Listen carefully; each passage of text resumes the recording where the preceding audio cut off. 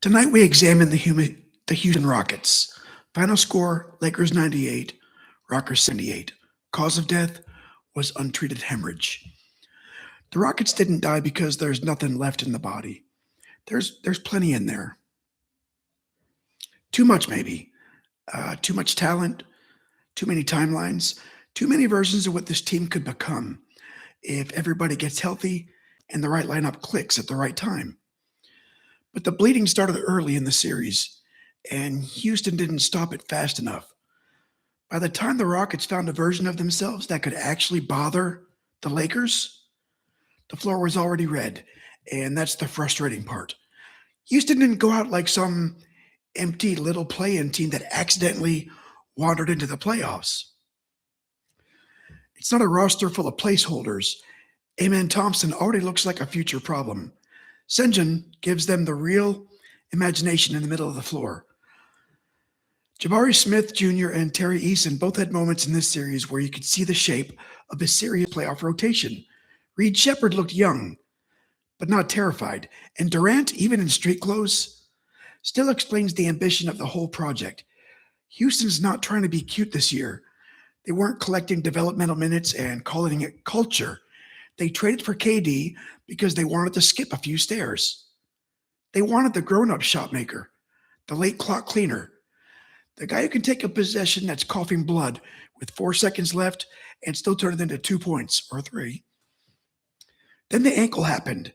And once the ankle happened, the Rockets had to solve playoff basketball without the exact player who's supposed to solve playoff basketball. It's not an excuse, but it's part of the autopsy. The first symptoms was the early series blood loss. You can't fall behind 3-0 and then act surprised when every later possession feels like it weighs 40 pounds. The Rockets did a heck of a job making the series strange again. They won Game 4, they went to LA and won Game 5. They made the Lakers look over their shoulder. They made everybody do that dumb little math you're not supposed to do. Win Game 6 at home. Anything can happen at Game 7, right? Maybe the Lakers get tight. Maybe the young guys don't know they're supposed to be scared. And that's a great story, but it wasn't this story. Because a 3-0 hole wasn't just the deficit. It was trauma. It changed the body, and it changed the room. Every mistake after that has interest attached. Every missed 3 comes with late fees. Every Lakers run feels more like a run and less like a run and more like paperwork. Houston spent the rest of the series trying to undo damages that had already entered the bloodstream. Symptom number 2, the missing closer. This is where the diagnosis gets simple. Kevin Durant wasn't a luxury item. He's the whole reason Houston's playoff math was supposed to work. Because you had Durant because playoff offense gets ugly. It slows down and gets rude. The first action breaks, the second action stalls. A defender blows up the handoff. The ball gets kicked out with 7 on the clock, and now somebody has to manufacture dignity from a bad possession. That's Durant's whole job.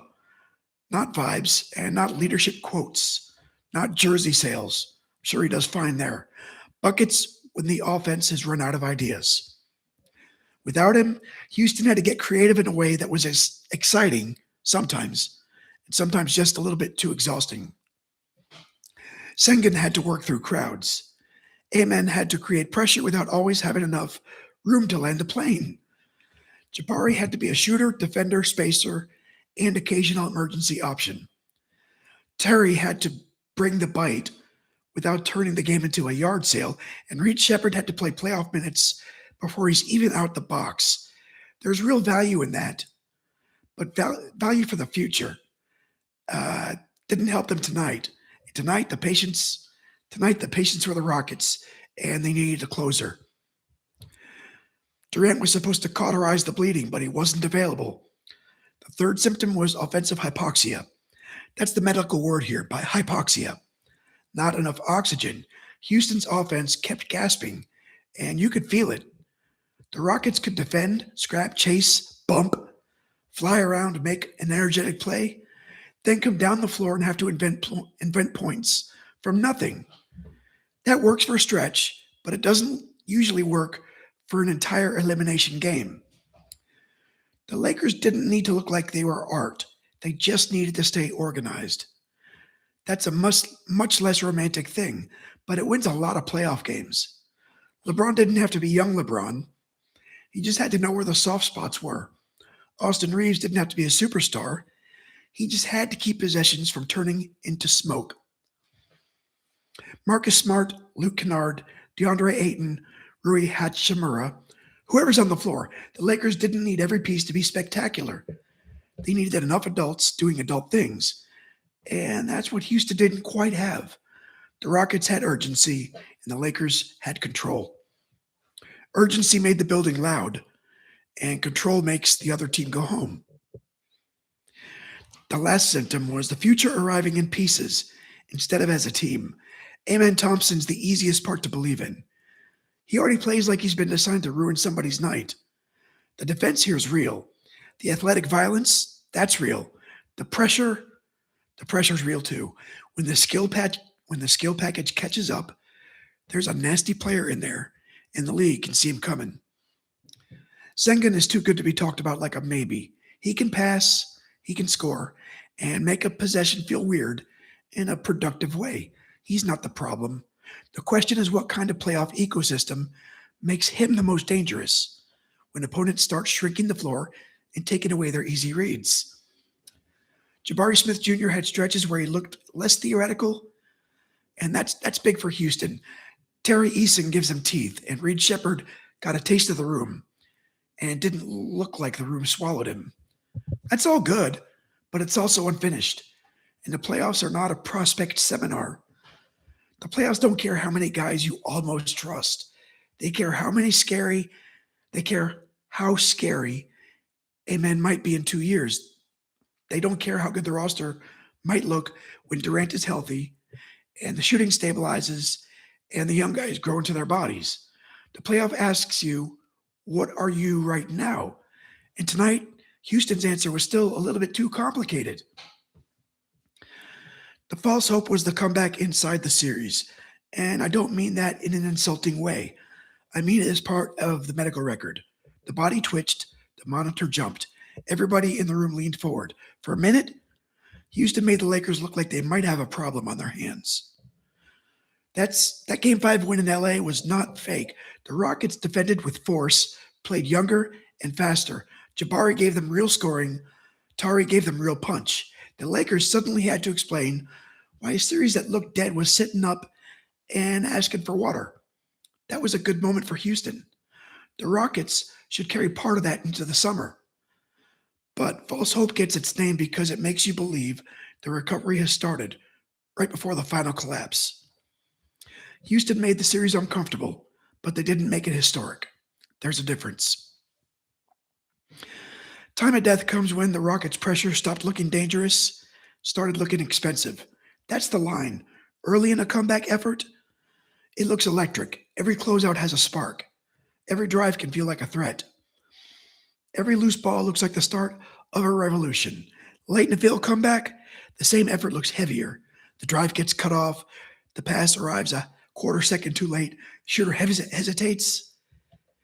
The rebound hits three hands and somehow lands with the other team. Nobody's quit, but the game has already started moving away from them. And that's where Houston ended up. Not soft or gutless or embarrassed, just out of clean answers. The Lakers absorbed the first wave, then the second, then the third. Eventually, Houston had to score in the half court with the season on the table, and possessions started running out of air. That's offensive hypoxia layered on top of untreated hemorrhage. Not enough blood, not enough oxygen, and not enough time. So what survives for Houston? A lot, actually. And that's why this one is more interesting than a normal elimination. Amen survives as a real building block, not just a fun athlete. Sengun survives, although Houston has to keep refining the playoff geometry around him. Jabari survives with more evidence than he had before the series. And Terry survives as a rotation player with teeth. Reed survives as a young guard who got shoved into bright lights and didn't melt.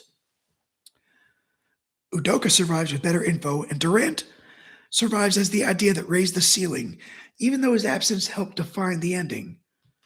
So this, in my opinion, this doesn't have to be a panic offseason, but absolutely, it has to be one where the Rockets can answer honest questions. They need shooting, not theoretical shooting, not, well, if this guy becomes league average and that guy gets ignored less. No, they need real shooting, playoff shooting, the kind that changes where defenders stand. They need cleaner late clock offense. They need a plan B that doesn't require a young player to invent a miracle. They need to know what the offense is when the first action dies. And then they also need to be careful about loving every young player equally. That's how rebuilds become sentimental. At some point, the Rockets have to decide who's part of the foundation, who's part of the rotation, and who's currency. That doesn't mean they need to be reckless. It means the next step isn't free. Interesting is over. Now they have to become precise. The official ruling, 2025-26 Houston Rockets died from untreated hemorrhage complicated by Kevin Durant's ankle injury, early series blood loss, and offensive hypoxia in the half court. The Lakers advance, the Rockets go home. And now the eulogy.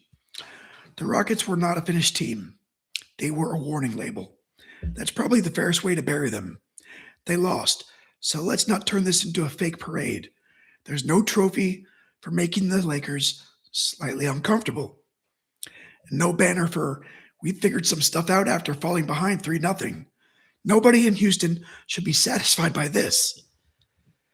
But there's also no reason to pretend the season was empty. The Rockets left evidence, plenty of it. Amen Thompson left evidence. Sengun left evidence. Jabari Smith Jr. left some. Terry Eason, Reed Shepard, and Udoka left with evidence in a cleaner map. Durant, if healthy, still changes the ceiling in the room. Houston wasn't ready to win this series. It spent too long bleeding, too long searching, and too long trying to become the right version of itself after the wrong season already took too much damage. But this wasn't a dead-end autopsy. This was not a dead-end autopsy. The organs did not all fail. That's the difference. The season's dead. The report's complete. The Rockets are on the table.